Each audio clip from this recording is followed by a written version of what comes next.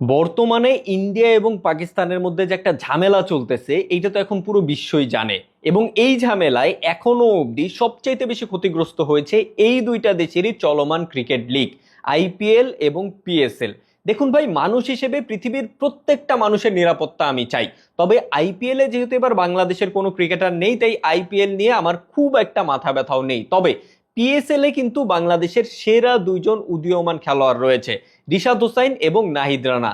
এবং এই দুইজন খেলোয়াড়ের নিরাপত্তা নিয়ে আমরা বেশ চিন্তিত ছিলাম, যেহেতু পাকিস্তানে আসলে রিসেন্টলি বেশ কয়েকটা হামলা হয়েছে, এমনকি রাওয়ালপিন্ডি স্টেডিয়ামের সামনেও একটা ড্রোন হামলা হয়েছে। তাই পিএসএল এ অংশগ্রহণ করা প্রত্যেকটা খেলোয়াড়ের সাথে সাথে বাংলাদেশের যে দুইজন রয়েছে রিশাদ এবং নাহিদ, তাদের নিরাপত্তা নিয়েও আমরা অনেক বেশি চিন্তিত ছিলাম। তবে স্বস্তির খবর হচ্ছে এটাই যে পিএসএল ঘোষণা দিয়েছে পিএসএল এর বাকি ম্যাচগুলো আর পাকিস্তানে অনুষ্ঠিত হবে না।